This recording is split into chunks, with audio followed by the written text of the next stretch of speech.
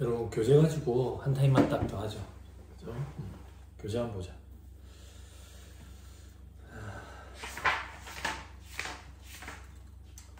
자, 이제 회계정보의 기초가 기업활동과 회계정보로 되어 있죠.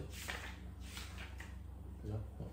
기업은 사람들이 모여서 형성한 영리 목적의 경제적 실체를 말한다, 뭐 이런 말이 있죠. 그죠? 근데 아까 얘기했던 것 같아요. 이제 영리 목적, 영리 추구하는 거죠. 그죠? 수익성이 높은 거, 이런 거 위주로 해가지고 회사를 운영한다. 회사의 존재 자체가 그렇다, 그 얘기예요. 자, PPT 화면을 조금만 보면, 자, 재무회계를 해놨어요. 그 재무회계 목적을 해놨고요. 그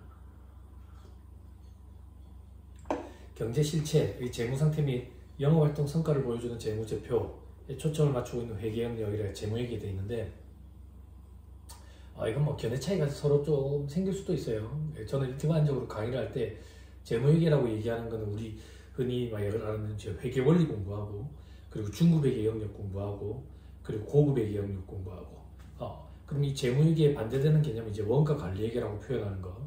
그러면 원가 관리회계는 도대체 뭐냐 이거야. 원가 관리회계는 경영자의 니즈를 충족시켜주기 위한 거. 즉 기업체의 회계 정보를 이용하고자 하는 사람들은, 여러분들 그 회계 원리 시간에 공부했죠, 그죠? 내부 정보 이용자와 외부 정보 이용자를 나뉘는데, 일반적으로 내부 정보 이용자는 학문상 경영자에 국한시켜 놓죠. 그 내부 정보 이용자의 니즈를 충족시켜주기 위한 회계를 우리는 관리회계라고 표현하고, 재무회계는 외부 정보 이용자, 외부 정보 이용자의 니즈를 충족시켜주기 위한 회계를 일반적으로 우리는 재무회계 이렇게 표현하죠. 근데 뭐 이렇게 표현할 수도 있겠죠, 그죠? 저자에 따라서 이제 생각하는 게 조금씩 다를 수가 있으니까, 그죠? 근데 뭐 아예 연판 다른 얘기를 한다 그런 말은 아니에요. 그러니까 뭐 이 정도 뭐 이해할 수 있겠죠. 재무회계의 목적도 있죠. 뭐 좋은 목적이 있겠죠. 외부 정보 이용자 니즈를 충족시켜주기 위한 거, 그런 말들이 있네요, 그죠? 재무의 의미도 있는데, 화폐 단위 뭐 정보를 보고한다는 것도 있는데, 돈이다 이렇게 생각하면 되겠죠. 돈, 그죠? 회계 정보는 기업 경영에 꼭 필요할까? 필요하겠죠, 그죠? 여기 조금만 보면, 자, 투입할 수 있는 자원들이 있더라. 기업체에 어떤 자원이냐? 인적 자원, 노동력 얘기하는 거예요. 노동력, 그죠? 물적 자원, 자본, 돈, 뭐 토지 이런 거는 땅, 부가가치 생산 요소, 부가가치 구성 요소라고 일반적으로 표현하는 것들 있죠. 저한테 세법 개론 수업 들은 친구들 부가가치 구성 요소, 돈, 땅, 사람이라고 표현하는 거, 그런 것들이 투입된다 그 얘기예요. 거기다 기술도 투입되고. 그래 기업체는 이제 산출물로서 생산물이라는 걸 내놓는다.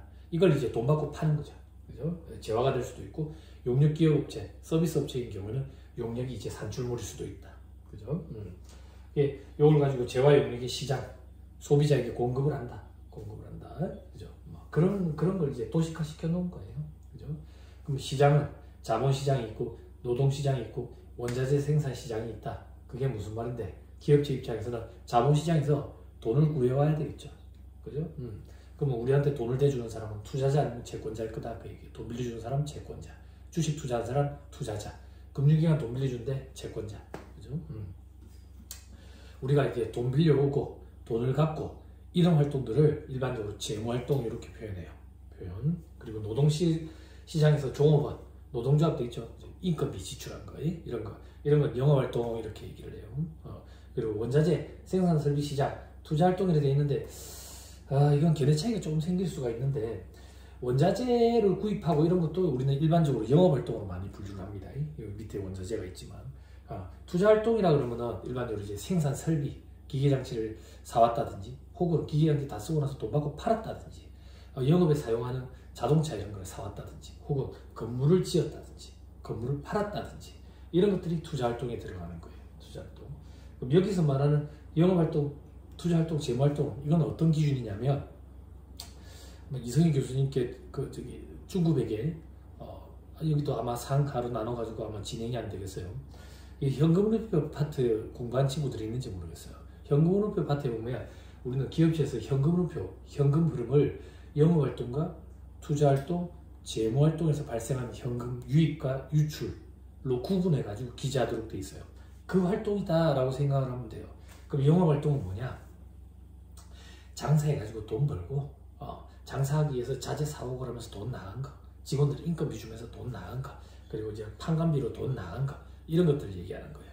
그럼 그 영업, 기업체의 영업은 어떤 걸 얘기하는 거냐?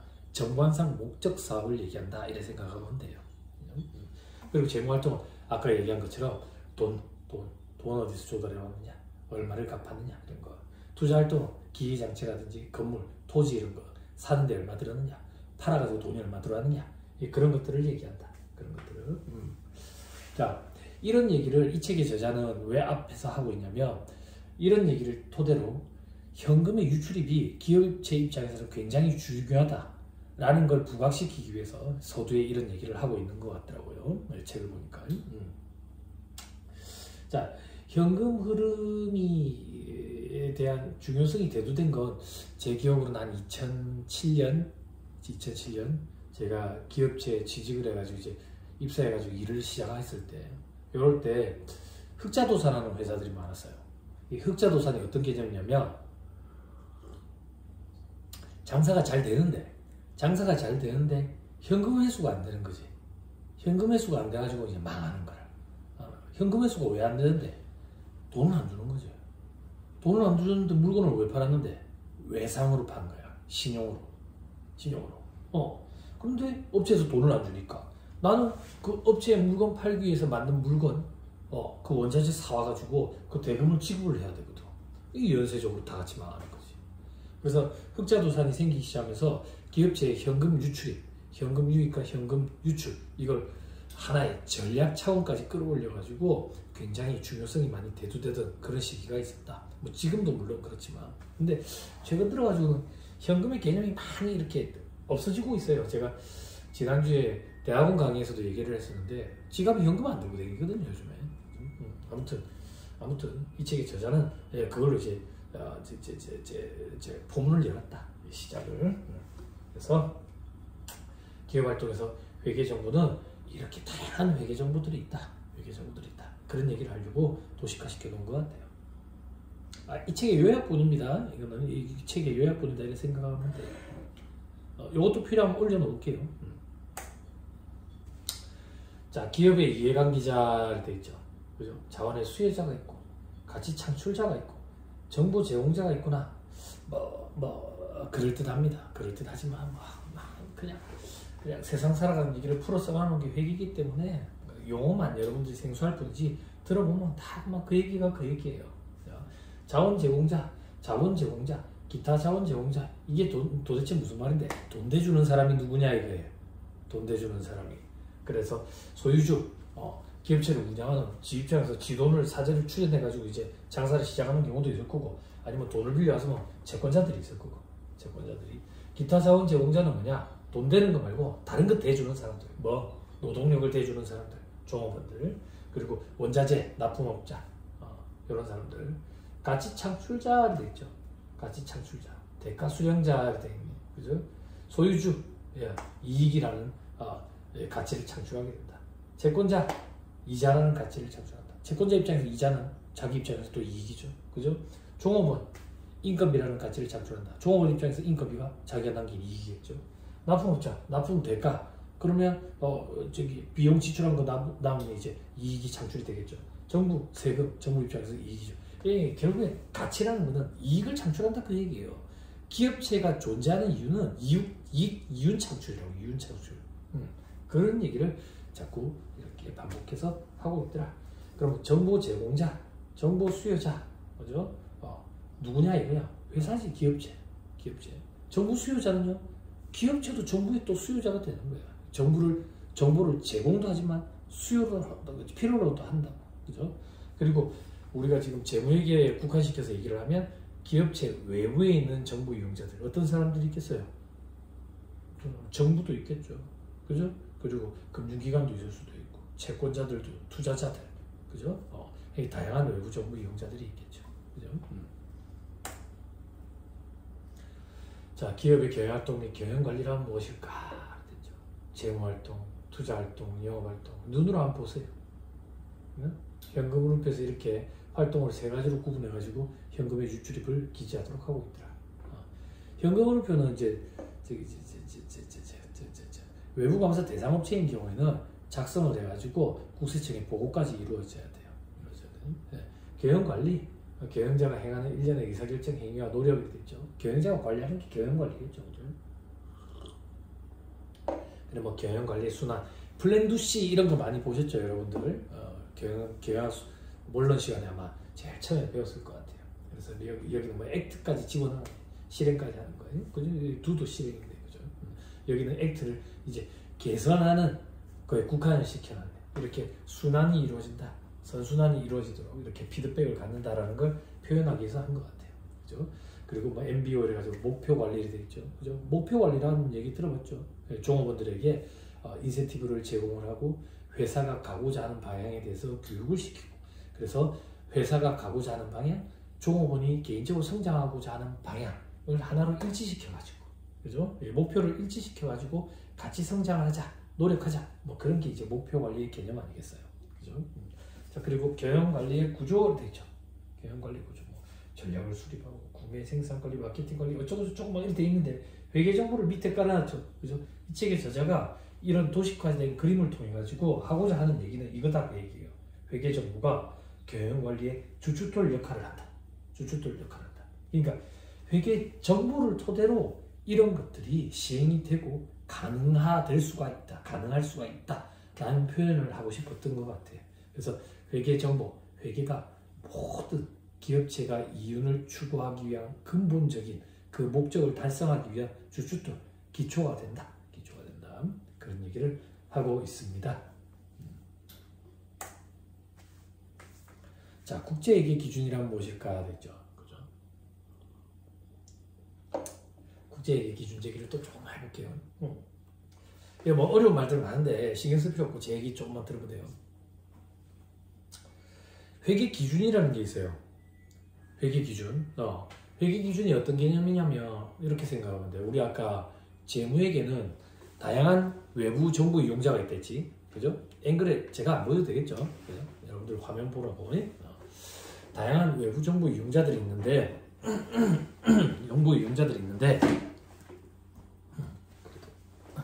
다양한 외부 정보 이용자들이 있는데, 이 정보 이용자들한테 정보를 제공하는 거지, 그지? 어떠한 정보, 쓸데없는 정보 제공할 필요가 있어. 유용한 정보라는 걸 제공을 해야 되겠지. 유용한 정보. 그러면 어떠한 정보가 도대체 유용하냐 이거야. 유용하냐? A라는 외부 정보 이용자한테 정보를 제공을 했더니 참 유용하다라고 얘기를 하는데 B 입장에서는 쓸데없는 정보인 거야. B라는 사람한테 정보를 제공했더니 B라는 사람이 이 정보 참 유용하네. 근데 C 입장에서는 필요가 없는 거지. 그러면 도대체 어떻게 하냐 이거야. 모든 정보를 다 제공하냐? 모든 정보를 제공한다는 개념은 도대체 그러면 어디서 왔냐? 모든 외부 정보 이용자의 니즈를 충족시켜주기 위한 정보다 그 얘기야. 그런데 그런 정보는 존재하지도 않고 존재할 수도 없다고.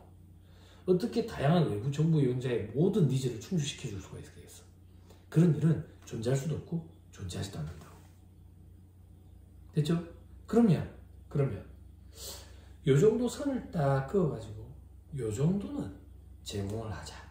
라는 그런 선, 가이드. 그리고 이런 형식으로 좀 제공을 하자 라는 일정한 틀, 형식 이런 것들이 필요하게 된 거예요. 그런 일정한 틀과 형식을 회계 원칙 이렇게 표현해요.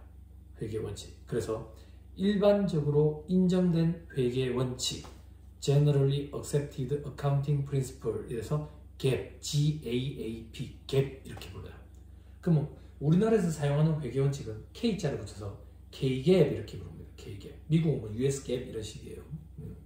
그래서 그 회계 원칙에 따라 가지고 GAP이라는 회계 원칙에 따라서 회계 정보를 작성하고 보고하고 공시하도록 되어 있다고. 그렇죠? 그런데 IFRS라는 게 도입이 됐다 그 얘기예요. 그럼 IFRS는 뭔데? 이것도 회계 원칙이에요. 회계 원칙. 뭐라고 부르는데? 국제회계 기준 이렇게 불러요. 그럼 이거는 국제적으로 통용이 되니까 유럽 기준이에요. 유럽 기준인데 이름은 국제회계 기준 이렇게 부르는 거예요. 미국은 미국 기준을 씁니다. 미국 기준. 그래서 IFRS는 유럽 기준인데 이름이 국제회계 기준이고 비유럽권 국가 중에 우리나라가 최초로 도입하게 됩니다. 언제? 2011년에. 그래서 상장기관과 금융기관은 의무 도입해서 의무적으로 사용해야 되고요. 나머지는 선택 가능하도록 돼 있어요. 나머지가 뭔데? 비상장 회사. 비상장 회사가 95%예요. 95%. 이 비상장 회사는 IFRS를 도입해도 되고 도입을 안 해도 되고. 그럼 도입을 안 하면 어떤 회계 원칙에 근거해 가지고 회계 자료를 작성 보고하는데 일반적으로 인정된 회계 원칙이란 갭을 이용하는 거예요. 즉 우리나라는 현재 갭과 IFRS 두 가지가 양립해 있어요. 그래서 상장 금융기관은 IFRS, 나머지는 갭을 쓰는 거예요. 그 갭도 한국에서 쓰는 거다 그래서 K자를 붙여서 K갭, IFRS도 한국에서 쓰는 거다 그래서 K자를 붙여서 KIFRS라고 표현하고 시중에 나오는 책들은 한국 채택 국제회계 기준 이렇게 표현을 하더라고. 됐죠? 자, 그러면 IFRS는 어떤 특징이 있냐 이거야. 뭐 도입 병행 이런 거 돼 있는데 뭐 이런 거는 뭐 구체적으로까지는 알 필요 없고, 우리나라가 역사적인 사건들의 영향으로 우리나라 일반기업 회계 기준은 미국과 일본의 회계 기준 중에 좋다는 것들만 믹스시켜서 만들어 놓은 거야. 그런데 2007년에 미국발 세계 금융위기가 오면서 유럽의 회계 처리 기준이 조금 더 낫지 않겠냐 이런 의견들이 대두되고 있었고 우리나라가 그 당시에 도입을 하게 된 거야. 그래서 이런 IFRS의 주요 특징은 어떻게 되느냐? 개별해서 연결이 돼 있죠. 그죠? 우리나라 일반 기업 회계 기준이 연결 재무제표를 중요시하지 않는다는 표현이 아니라 상대적으로 조금 더 연결 재무제표를 중요시한다 그 얘기예요. 그럼 연결은 도대체 뭐고 개별은 뭐냐? 한 개 회사에 대한 재무제표가 개별이고요. 여러 개 회사의 재무제표를 하나로 합쳐놓은 게 연결이에요.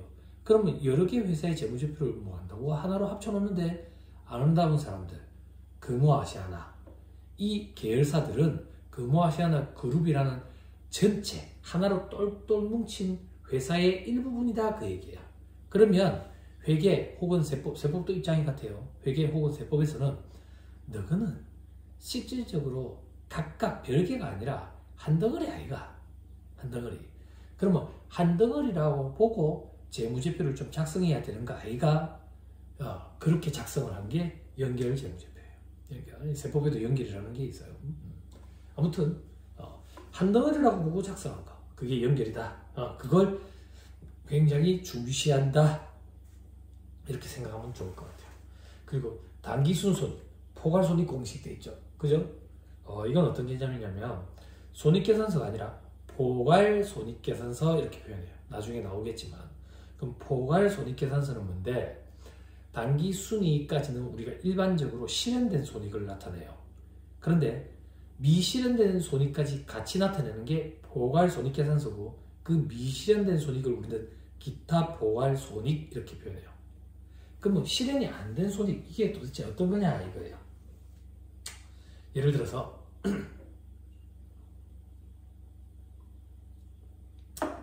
내가 주식을 100만원치 샀다고. 회사가 주식을 100만원치 샀는데 상한가 맞은 거야. 요즘에 상한가 한가가 30%니까 30만원 벌었죠. 그럼 오늘 뭐예요? 친구들 불러 모아가지고 파티하고 술 퍼먹겠죠. 그죠? 그럼 친구들이 그러는 거예요. 저 무식한 놈. 뭐가 무식한데? 내일 하한가 맞을 건데. 하한가. 그게 기타 포괄손익이다 그 얘기예요. 그게 무슨 말이냐? 실현이 안 됐다 그 얘기예요. 오늘 상한가 맞아서 내가 갖고 있던 회사에서 갖고 있던 주식의 값이 100만원에서 130만원으로 치솟았다. 실현이 됐냐 이거예요. 그럼 어떻게 해야 실현이 되는 건데? 돈 받고 팔아야 실현이 된 거다 그 얘기야. 내일 또 하한가 맞을 수도 있다고. 실현이 안 됐지. 실현이 안 됐음에도 불구하고 그 손익을 손익계산서에 공시를 하래. 기재를 해서 외부에다가. 그게 기타 포괄손익이에요. 기타 포괄손익. 또 어떤 게 있는데 회사에서 땅을 샀다고. 땅을 얼마에 샀는데 10억 주고 샀다고. 어디에? 강남에 있다. 언제? 50년 전에. 50년 전에 강남에 10억 주고 산 땅이 지금 얼마나 하겠어요? 엄청나겠죠? 그런 차액들, 그런 것들을 기타 포괄손익으로 기재하도록 돼 있어요. 됐죠? 또 자산은 공정가치를 평가한다 돼 있죠. 공정가치를 조금 더 중요시한다라고 생각하면 될 것 같아요. 기존에 그럼 우리나라 일반 기업의 기준은 공정가치를 등한시했냐 그런 표현은 아니에요. 조금 더 상대적으로 조금 더. 예?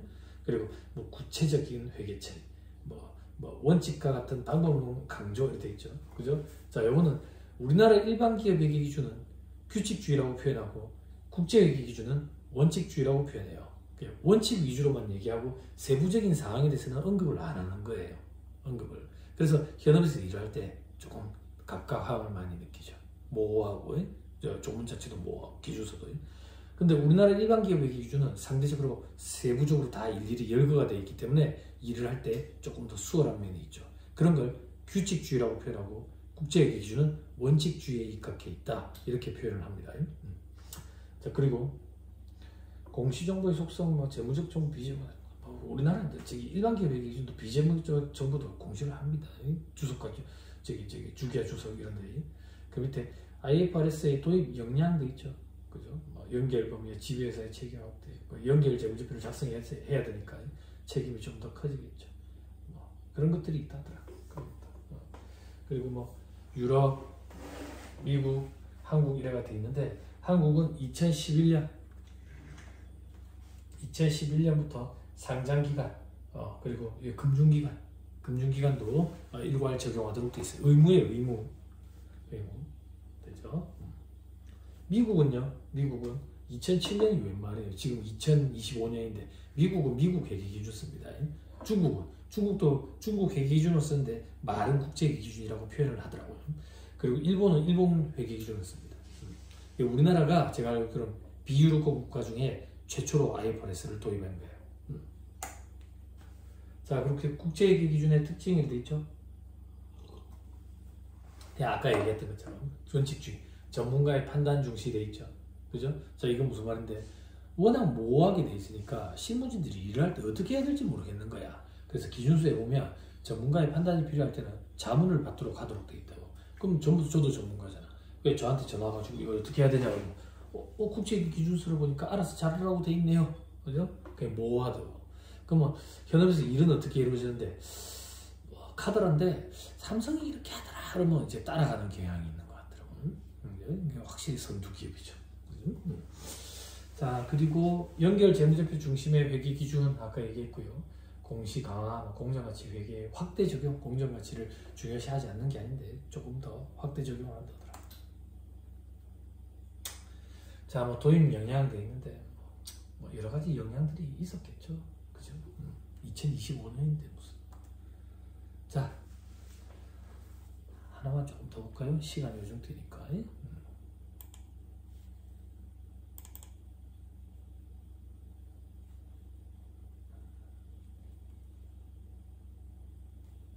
자, 2장입니다. 2장. 기업의 이익과 현금 흐름으로 되어 있죠. 그죠? 왜 현금 흐름이 중요할까? 아까 얘기했죠. 그죠? 흑자도산하는 회사들이 있다. 현금 흐름을 통해서 파악할 수 없는 정보는 무엇일까? 무엇일까가 아니라 엄청나게 많아. 엄청나게. 자, 현금 흐름만 가지고 모든 걸 다 파악할 수는 없다. 이렇게 생각합니다. 회기간에 벌어들인 이익은 왜 현금과 같지 않을까? 왜 상으로 장사했습니까? 아니, 현금 장사만 했으면 이익이랑 같겠지. 주머니에 남은 게, 현금 남은 게. 근데 외상으로 장사했으니까 이익이랑 다르겠지. 안 그래요? 답을 이미 알고 있네. 그죠? 현금 흐름의 정보는 재무상태를 나타낼까? 아니, 못 나타내지. 재무상태를 나타내는 것 중에 하나가 현금인데, 재무상태표에 현금이 드러나잖아. 그러면 재무상태표를 보고 우리는 현금이 얼마 있었는데 얼마로 가됐구나 라는 걸 알 수 있는 거지. 그 현금만 보고 나머지 재무 상태를 어떻게 다 알 수가 있겠어? 말도 안 되는 얘기지. 그죠? 그렇지만 하나씩 살펴보자. 자, 왜 현금 흐름이 중요하냐? 재무관리의 목적은 기업 가치의 극대화, 소유주 부의 극대화. 기업 가치가 뭔데? 돈. 소유주 부가 뭔데? 돈. 이윤 추구. 이익을 극대화하기 위해서다. 그걸 돈을 자꾸 추구한다 그러면 표현이 좀 그러니까 수익성을 강화하기 위한 목적이다 이렇게 얘기하는 거지. 그죠? 그러면 생존 능력, 이거는 뭔데? 생존 능력. 흑자도산하는 경우 있잖아. 장사가 잘 되는데도 불구하고 현금 회전이 안 되면 망한다고. 그래서 유동성을 갖춰야 된다. 유동성을 갖춰야 된다는 얘기는 도대체 뭔데? 돈을 얘기하는 거지. 돈이 자꾸 돌아야 된다. 그걸 좀 돈이라고 표현하면 좀 그러니까 또 생존 능력 이렇게 표현을 하고 있어요. 그리고 지분들 능력. 그죠? 돈 당장 갚으래 은행에서 갚아야지, 그지? 그지? 한 달 뒤에 이제 돈 갚을 날이야. 근데 내가 자금 회전이 안 돼가지고 돈 갚을 여력이 안 돼. 그런 게 유동성이다. 지불 능력이다. 그 얘기예요. 그럼 갚을 능력이 안 되면 은행 입장에서는 뭐야? 돈을 못 갚네? 이자 낼 때가 됐는데 이자를 못 내네? 원금도 못 받는 거 아니야? 그러면 원금까지 빨리 갚으라고 독촉 쪼겠죠. 그죠? 그럼 더 힘들어지는 거예요. 그죠? 이 현금 흐름은 유동성에 관한 정보를 제공한다. 그죠? 그게 어떤 얘긴데? 현금 얼마나 갖고 있냐 이거야. 현금 얼마나 갖고. 그래서 요번에 이자 낼 때 되면 그 이자 내는데 큰 무리가 없느냐. 그리고 자금 상환하는 시점이 이제 6개월 남았는데 그 자금을 상환하는데 충분하게 현금을 보유하고 있느냐. 그런 걸 얘기하는 거예요. 자, 현금 흐름을 통해서 파악할 수 없는 정보는 무엇일까? 엄청나게 많다고. 엄청나게 많은데 그 중에 몇 가지만 보면 회계기간 동안 벌어들인 기업의 이익과 손실의 크기 돼 있죠. 그죠? 기업체의 1년 동안의 현금 흐름을 나타내는 표를 현금 흐름표라고 해요. 현금 흐름표. 그런데 기업체가 1년 동안 장사해가지고 벌어들인 이윤, 즉 경영성과, 벌어들인 것과 지출한 것, 수익과 비용, 경영성과를 나타내는 표는 포괄손익계산서라고 해요. 그죠? 그럼 다시 기업체의 경영성과를 나타내는 표는 현금 흐름표가 아니라 포괄손익계산서라고. 즉 각각 다른 재무제표야. 재무제표. 그럼 그것만 봐도 유추할 수가 있겠네. 현금 흐름표를 보고 기업체의 경영성과를 그걸 파악하기는 무리가 있겠지. 그죠? 그래서 손익계산서를 보고 하는 거예요. 회계기간 말 현재 시점에서의 기업의 재무상태, 기업의 재무상태 중에 현금 관련된 부분은 알 수가 있겠죠. 그죠? 근데 그 외의 부분은 알 수가 없겠죠. 재무상태표를 통해서 파악할 수 있을 거예요. 그죠? 자, 현금 흐름의 요약하게 되어 있죠.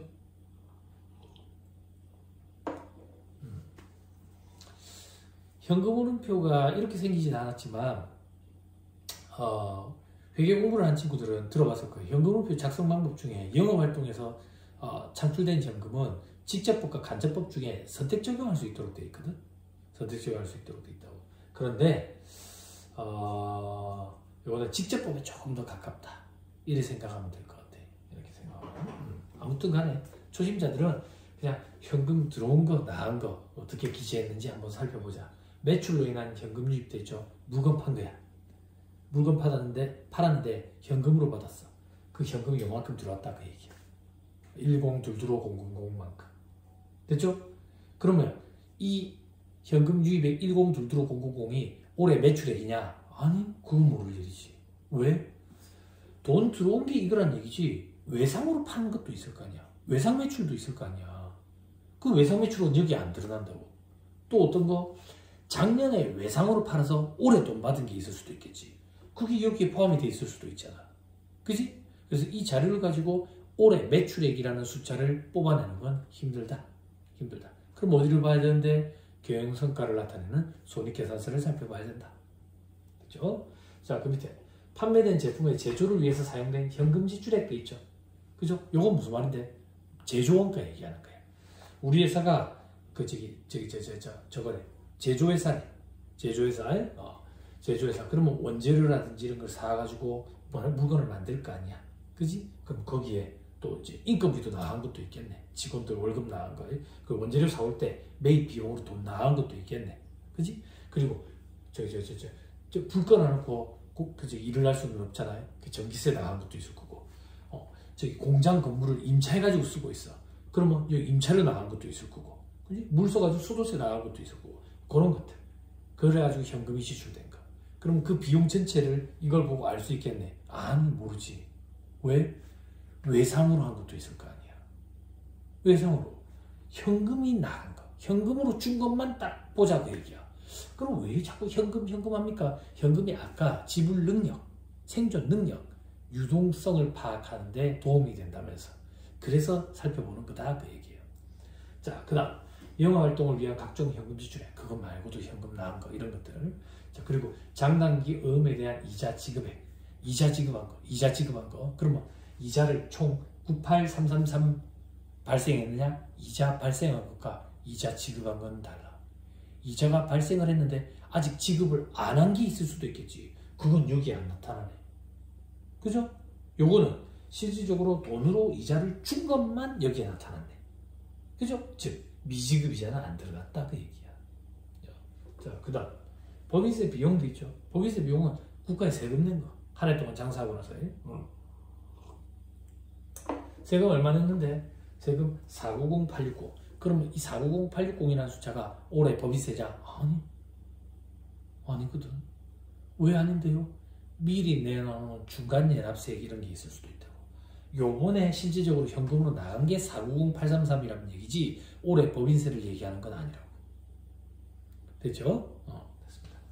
자, 그 밑에 이익 창출을 하지 않은 그 밖에 현금으로는 돼 있죠. 이자부 어음으로 인한 차입금 이렇게 돼 있죠. 그죠? 그리고 신주 발행 이렇게 돼 있네. 신주 발행. 유상증자 돼 있죠. 그죠? 주식을 발행해가지고 돈 들어온 거. 그리고 빌딩 기계장치 구입, 이거 투자활동과 관련된 것들이네. 빌딩 구입하면서 돈 나간 거. 주주들한테 현금 배당 줬대. 현금 배당. 그래가지고 순현금이 마이너스야. 회사 입장에서는 현금이 마이너스가 됐다고. 마이너스. 그럼 현금이 마이너스니까 이 회사는 안 좋은 회사야. 비우량 회사야. 이렇게 판단하면 안 된다고. 현금 회전이 이렇다는 얘기지 회사가 장사가 잘 되는지 안 되는지는 모르는 거야. 다만 경영자 입장에서는 현금 흐름이 지금 빵꾸가 났으니까 마이너스가 났으니까